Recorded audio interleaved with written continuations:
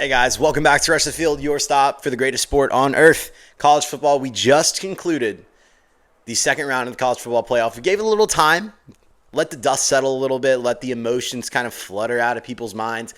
Because I'll tell you what, if you're an Alabama fan, if you're a Texas Tech fan, if you're an Ohio State fan, it was kind of a rough couple days. Not a great and ideal way to start the new year, getting your backs blown out by Indiana or Oregon. So let's kind of rewind a little bit. We're going to go and we're going to talk about these games kind of in order. So first game, notably, Miami, Ohio State. Miami's defense was lights out. And I say that Ruben Bain is just a absolute dog on defense. And I love what this team has been able to do against really strong offenses. I mean, Ohio State's offense is incredibly talented. Julian Sand has been playing really well all year long. And I just felt like Miami was able to capitalize on the situation they were in. A lot of emotions are kind of flying around, okay? And I'm not trying to use that as a way to say Miami's win isn't as credited as it is. That is an incredibly talented team. I just feel like the emotions that Miami went into this game where it's like, hey, first off, they were even wondering if we deserve to be in the playoff. And I think they proved their point, rightfully so. A well-earned spot in the playoffs over Notre Dame, making it to the Final Four where they are going to have to play Ole Miss. And I just think that Miami is that team that's dangerous. They're one of the few left that you never really know what you're going to get. And kind of fast forwarding to this game that they're going to be playing with Ole Miss, is their defense going to be able to stop Trinadad Chambliss and just the way that he's been playing so explosively. So I'm really excited to watch that game. I think that'll be a really great game to watch. But Miami looking great, and I think well deserving of this playoff spot. Okay, fast forwarding on to New Year's Day, Alabama, Indiana, the Rose Bowl, the granddaddy of them all. That was the biggest granddaddy spanking of them all. Indiana put absolute belt to ass to Alabama, and there's not a lot of excuses that Alabama could use to kind of combat this. They had a majority of their personnel back. Josh Cuevas, LT Overton notably, and Jam Miller was there as well. Unfortunately, they didn't really show up. Alabama's offensive attack was not great. I think Ryan Grubb did not really plan and create a good game plan going into an incredibly strong defense like Indiana. The pass rush in Indiana is insane. And I just felt like they didn't weaponize Ty Simpson the amount that they could have. And I think that really cost them some points. I'm not going to say that, if they were able to, create more of a heavy pass attack that Alabama would have won. I think that's kind of nonsense. I think Indiana was just that team at the end of the day where, hey, they're going to win, and right now they're looking like they're going to win the national championship. But too many mistakes on offense and not great play calling. And I really do believe that Ryan Grubb is on the hot seat right now. I didn't like the way his plan of attack. It worked against Oklahoma, but the defense is not as strong as Indiana's. And Fernando Mendoza, he is an aggressive attacker on offense, and the play calling that Indiana's made is just reminiscent of that. I mean, you watch Indiana play, they are all gas, no brakes, and it's incredible to watch. I mean, I love what Kurt Cignetti has done to that program, turning it around in 2 years, and I really do believe that they're going to make a run for this national championship. Got to be past Oregon, though. You did it already this year, and arguably, it's a different Oregon team. You saw that when they shut out Texas Tech. And highlighting on that, I still think that Oregon has some things that they need to work on. Texas Tech's defense was the highlight of that game. Texas Tech's offense was absolutely atrocious.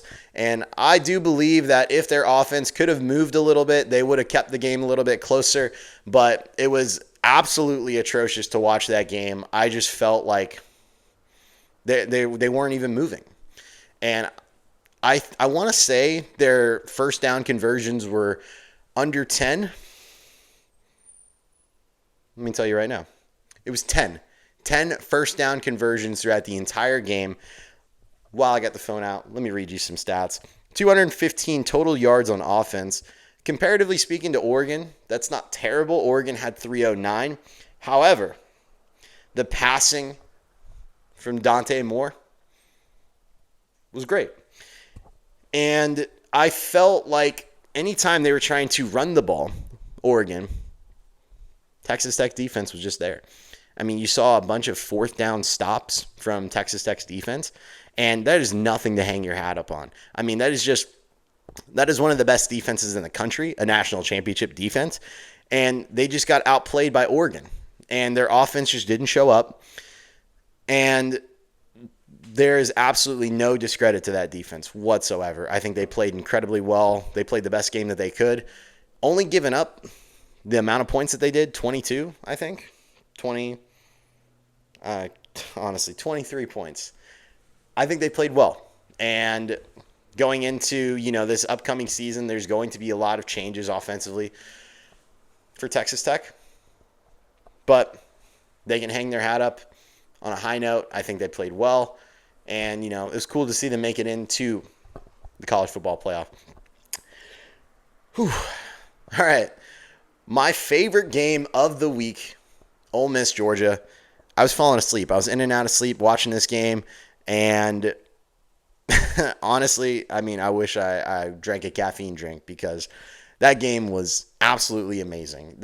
Just from everything. It was a slow start to the beginning. I had a feeling that the over on this game was going to be hit. And watching the first half, it was a little bit slow.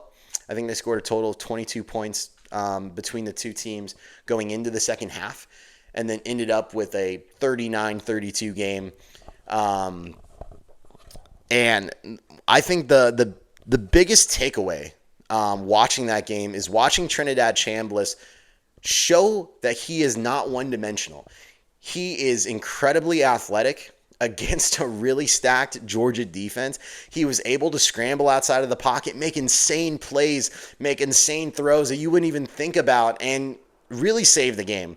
The last drive of the game was under a minute. It was no huddle offense, and it was just go, go, go. And Trinadad Chambliss was able to put his guy into field goal range to win that game. And I just think that offense is incredibly powerful. I love what I've been watching from Trinadad Chambliss. The composure against a Georgia team that's already beaten you in the regular season. Now you're going in to a really hostile environment with a team that has absolutely nothing to lose, and just come out with a win. A new head coach. The morale is still up. It's still high. And I love Pete Golding and his mentality going into this, how he's coaching his team, how the players are reacting, and knowing that they're in a semifinal for the first time in program history. It's absolutely insane to watch. And when you think about the matchups of Ole Miss and Miami going into this next week, the biggest concern that I have for Miami, how are you going to stop Trinadad Chambliss? Because the explosiveness of him, the way that he is a dual threat quarterback in many regards, whether it's scrambling to make a big pass play or even going out, hitting the boundary for a first down and saving the drive, you're going to have to be more aggressive on defense. Now, Miami's defense has been great when they played Texas A&M and then they played Ohio State. But now you're going against an offense that is incredibly explosive, incredibly powerful, and the quarterback is insanely gifted. I'm curious to see what happens. Going into that, just kind of a quick look ahead, I really think that Ole Miss could pull this off and go to the national championship. But again, you have to limit the amount of mistakes that you make because Miami's defense is relentless, and you have to be willing to be a little bit more cautious about, hey, where am I throwing it? Where's Ruben Bain on the field? How's my protection up front? These are things that the offensive coordinators and Pete Golding, defensively, have to just kind of understand, like, hey, we can combat Miami's offense. Their offense is great, but it has holes in it. Miami's defense, however, is incredibly talented, and it's going to be very hard to beat.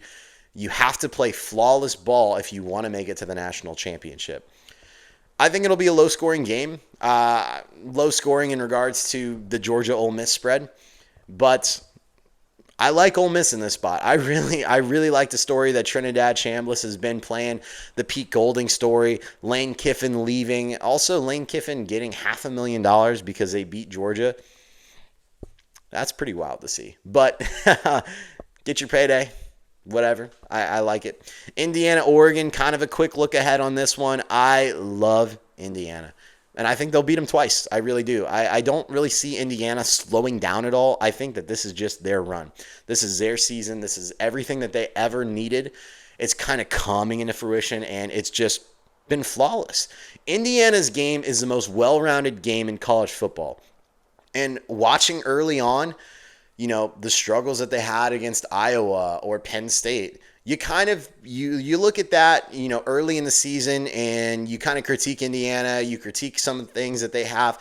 They've shown that they can overcome that. They've shown that they are well versed to being above all of that and coming out on top every single time. They're undefeated, first time in program history, 14 wins, looking to make 16. And I love the story Fernando Mendoza. I love the story of Kirk Cignetti. And I love what this team has been able to do. The culture, everybody. I don't know about you guys, but I've never seen so many Hoosier fans out. I myself will be rooting for the Hoosiers because I love the story that they have.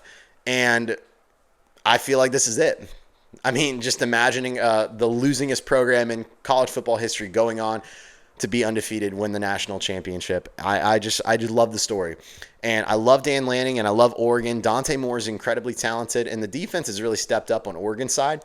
But I just think that Fernando Mendoza is going to be really explosive. He's going to be really great under pressure, and this is a team that they know all too well.